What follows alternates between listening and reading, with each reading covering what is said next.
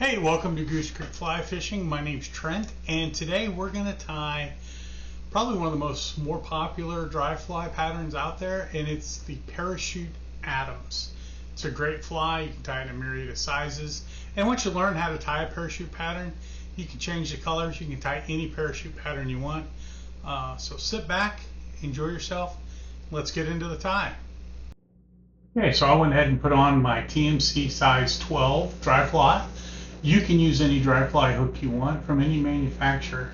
So I started my black thread, that's a 70 denier, and I started about a eye width back, and then I moved into about the quarter position to start my wing. So this is the Z-Lon. I'm going to go ahead and position that. I like to port it up just to get a little tighter if I can. It's kind of as unruly at times.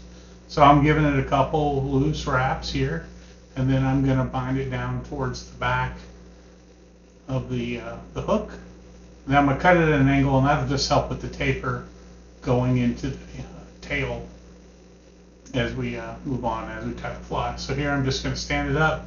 I just cut off some of that excess to make it easier for myself tying. And there I'm just cleaning up the body a little bit. Doesn't have to be perfect. Checking my wing.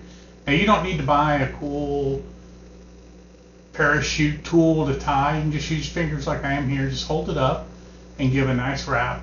And then as you go through, you'll build that parachute post up.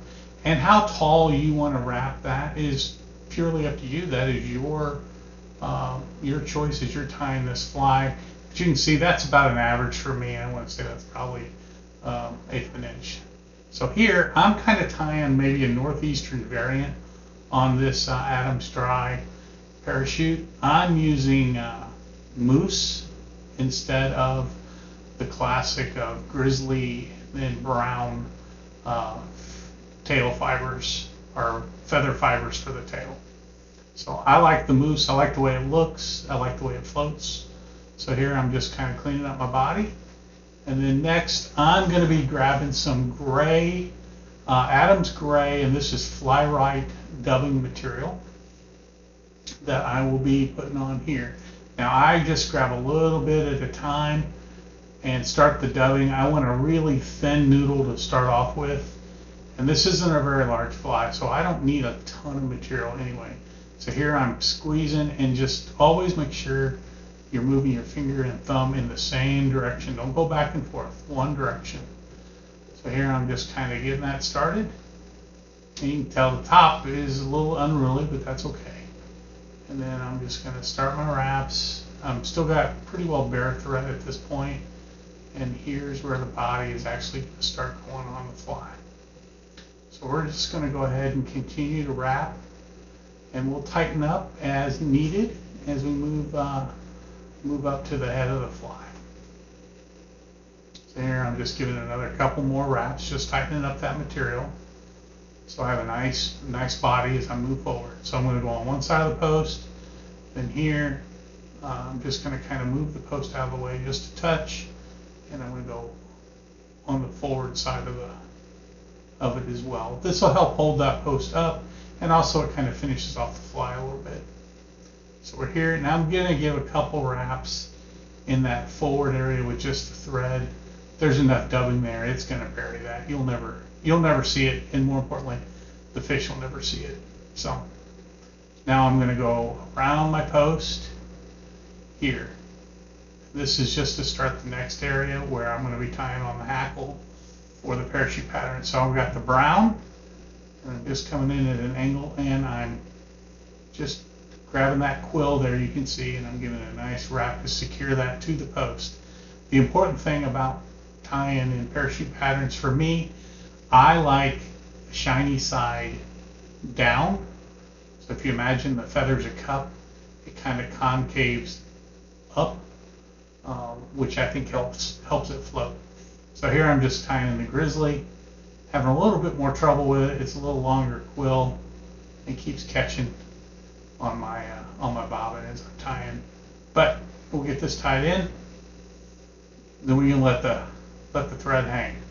Now I'm going to move that. You see that bare quill? I'm moving it up towards the top because I want to start at the top, and I'm going to make loose wraps. Let go of it, to make loose wraps going down that post. I don't need them tight because I've got to put a brown feather in between there yet. So we're going to come down, and then here I'm just going to go under that material and tie off that feather right there to my post. So, well, you can see me here clipping.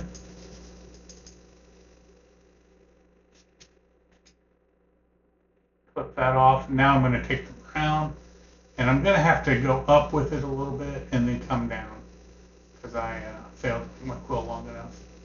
Here we come. Now we're just making those loose wraps in between the Grizzly, and I'm going to do the same thing. I'm just going to go underneath everything and tie that off. And you can see, maybe you can tell, my my post is kind of leaning forward right now from all the pressure I've been putting on it.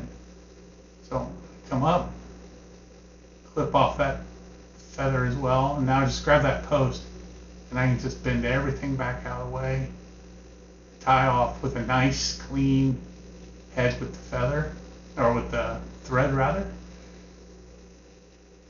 So here I'm just grabbing the whip finisher, put on a couple turn whip finish for this fly, and there we go.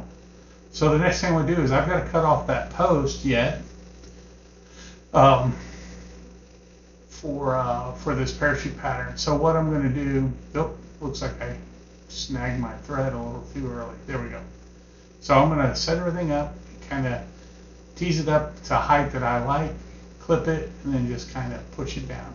Now, an important thing about these parachute patterns is I tied this one in white, but if you find yourself fishing water that's maybe a little shiny and you can't see that white very well, try tying this post in red or black or another color that may be easier for you to see.